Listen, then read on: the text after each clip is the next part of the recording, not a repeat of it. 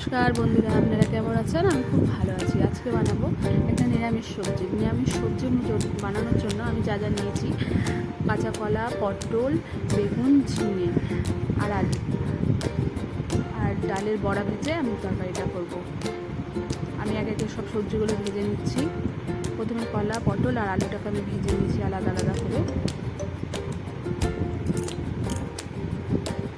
পটলটাকে আমি ঢেকে একটু ভেজেছি যাতে নরম হয়ে যায়। আর এইদিকে পাটাতে আমি ডালটা বেটে নিয়েছি। ডালটা বাটা হয়ে গিয়েছে। এবার আমি বড়াটা ভেজে নিলাম। আমি একটু ছোটো ছোটো সাইজের বড়া করেছি। ছোটো ছোটো সাইজের বড়া দেখতে ভালো লাগে, খেতেও ভালো লাগে। বড়াটা আমি লাল লাল করে ভেজেছি। বড়া ভাজা কমপ্লিট হয়ে গেছে। এবার আমি বড়াটাকে তুলে নিলাম। এখন আমি বেশি তেল দেবো না, এই তেলেই দুটো লঙ্কা আর একটু পাঁচফোড়ন দিয়ে দিয়েছি। পাঁচফোড়নটা ভাজা হলেই ঝিঙে আর বেগুনটা দিয়ে দেবো, আর সঙ্গে দেবো লবণ, হলুদ।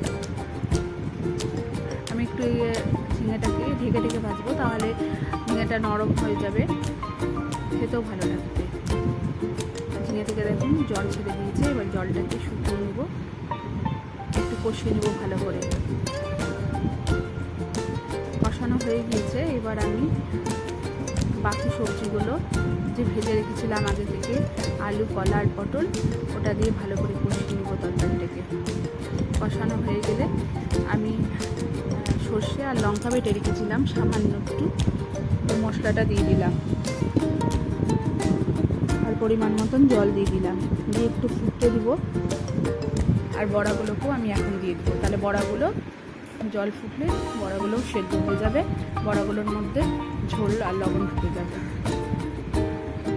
আমি ঝোলে দিয়ে দিলাম হলুদ 1 চামচ, জল দিয়েছি তার জন্য, পরিমাণ মতন লবণ দিয়েছি আর 1 চামচ চিনি দিয়েছি। এবার আমি তরকারিটাকে ঢেকে দিয়েছি।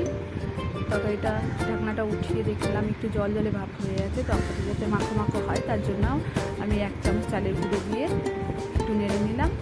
আর উপর থেকে 2 চামচ মতন সর্ষের তেল দিয়ে দিয়েছি। সর্ষে বাটার তরকারি সর্ষের তেল দিলে ঝাঁঝালো ব্যাপারটা হয়, খেতে ভালো লাগে গরম ভাতে।